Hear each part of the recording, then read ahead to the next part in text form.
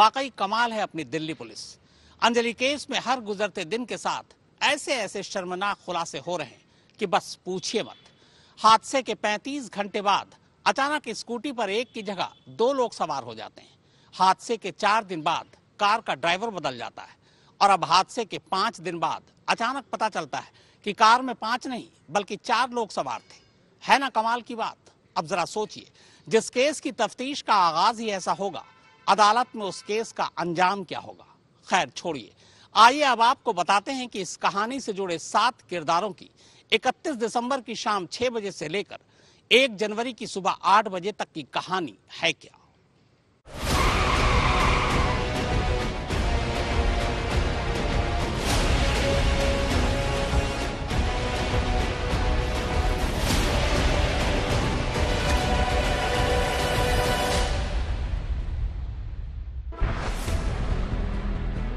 ये हैं इस कहानी के पहले 4 किरदार।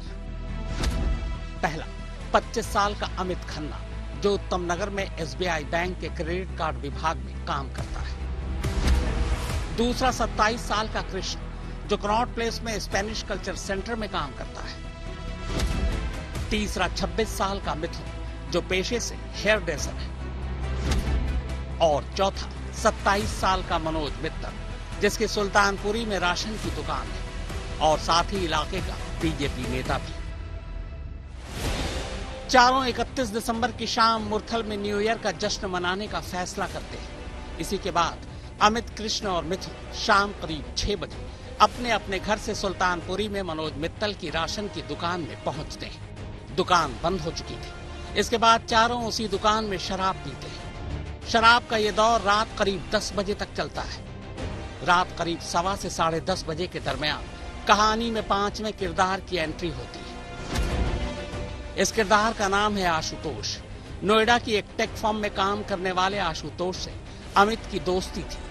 अमित शराब पीने के बाद आशुतोष से मुरथल जाने के लिए उसकी मारुति बलेनो कार मांगने उसके घर जाता है।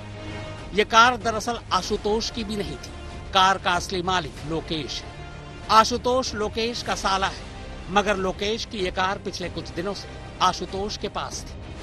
अमित कार लेकर मनोज मित्तल की राशन की उसी दुकान में पहुंचता है जहां सब शाम से ही शराब पी रहे थे। इसके बाद रात करीब 10:30 बजे से 11:45 बजे के दरमियान अब चारों सुल्तानपुरी से मुरथल के लिए निकल पड़ते हैं।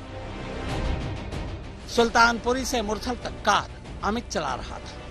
मुरथल जाने के रास्ते में भी चारों शराब पीते हैं।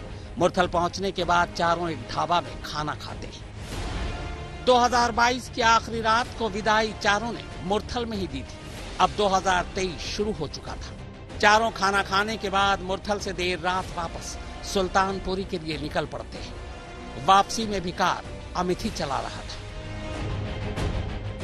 उधर दूसरी तरफ अंजलि भी 31 दिसंबर की रात अपनी दोस्त निधि के साथ न्यू ईयर की पार्टी मनाने अपनी स्कूटी से शाम 6:30 बजे ही घर से निकलती है। निधि को उसके घर से लेती है और फिर दोनों विवान होटल पहुंचते हैं।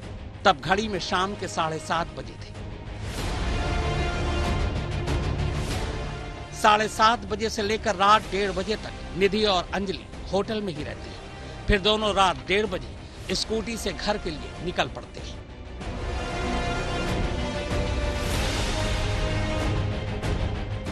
अब रात के करीब 1:45 से 2 का वक्त होगा।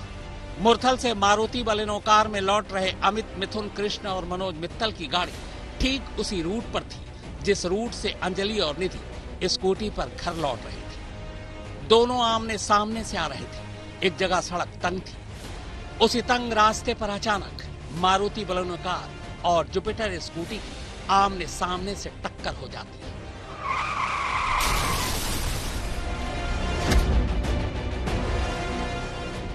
टक्कर होते ही अंजलि और निधि स्कूटी से गिर पड़ते हैं। निधि कार की दाईं तरफ गिरती है जबकि अंजलि कार की बाईं तरफ।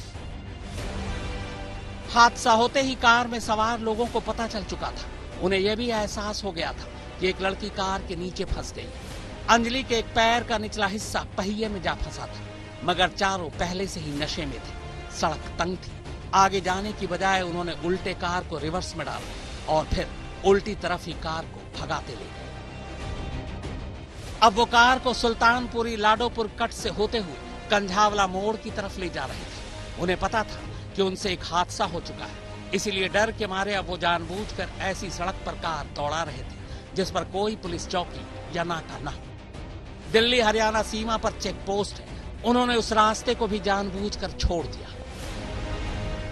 चारों तड़के करीब 3 बजे कंझावला मोड़ पहुंच चुके थे। इस दौरान वो लगातार सर्किल, छोटे छोटे कट, मोड़ और मेन रोड से हटकर अपनी कार चला रहे थे ताकि पुलिस वालों से बच सके। बाद में अंजलि की लाश कार से अलग होकर सड़क पर जा गिरती है। इसके करीब 10 मिनट बाद यानी 4:10 पर लाश की सूचना पुलिस को मिलती है। हादसे के बाद चारों घबराए हुए थे। एक तो चारों ने शराब पी रखी थी, ऊपर से अमित जो कार चला रहा था उसके पास ड्राइविंग लाइसेंस भी नहीं थी। मित्तल, मिथुन और कृष्ण के पास भी ड्राइविंग लाइसेंस नहीं थी। चारों को पता था कि देर सवेर पुलिस कार का पता लगा लेगी। उन्हें यह भी पता था कि बिना ड्राइविंग लाइसेंस के कार चलाने और एक्सीडेंट करने पर ज्यादा सजा होगी। इसी मोड़ पर अब कहानी में छठे किरदार की एंट्री होती है। छठा किरदार अंकुश, अमित का भाई। चारों सुल्तानपुरी पहुंचने के बाद सबसे पहले अंकुश से मिलते हैं, उसे सारी बात बताते हैं। तब अंकुश अमित को एक आइडिया देता है और उस आइडिया के साथ ही कहानी में 7वें किरदार की एंट्री होती है। 7वां किरदार अमित और अंकुश का कजन दीपक। अंकुश ने ही अपने भाई अमित को सलाह दी कि वो दीपक से संपर्क करे और उसे इस बात पर राजी कर ले कि हादसे के वक्त कार दीपक चला रहा था। दरअसल दीपक इकलौता था जिसके पास ड्राइविंग लाइसेंस है। दीपक ग्रामीण सेवा की गाड़ी चलाने का काम करता है, यानी पेशे से ड्राइवर है।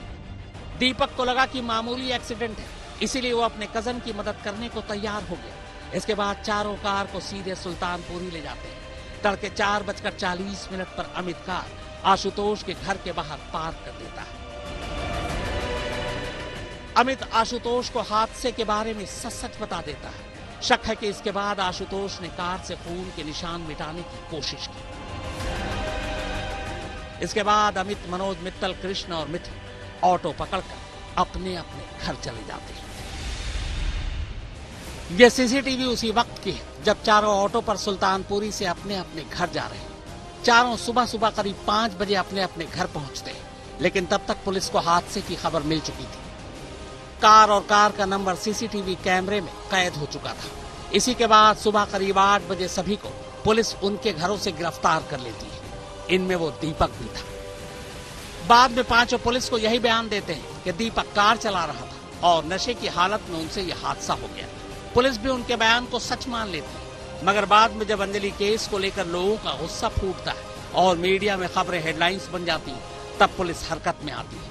इसी दौरान पुलिस जब कार ड्राइवर दीपक से सख्ती से पूछताछ करती है, तब दीपक टूट जाता है। उसे वैसे भी पहले से नहीं पता था कि हादसा किस तरह का हुआ। उसने इसे एक मामूली हादसा माना था, मगर जब उसे पता चला कि कार में फंसकर एक लड़की की मौत हो चुकी है, तब उसने पुलिस को सच बता दिया कि कार वो नहीं बल्कि अमित चला रहा था। सस्टेन्ड इंटरोगेशन के आधार पे ये पता लगा है हमें कि जो दीपक था वो उसने अपने आप को ड्राइवर बताया था, लेकिन इंटरोगेशन के दौरान हमें पता लगा है कि एक्चुअली जो गाड़ी थी वो अमित ड्राइव कर रहा था। और ये इसके हमारे पास साइंटिफिक एविडेंस हैं। और 2 लोग जिन्होंने ये आइडेंटिटी किसी की कंसील करने की कोशिश की थी कि ये ड्राइवर नहीं था अमित, उसके जो सहयोगी हैं उनको इस केस में एक्यूज बनाया गया है।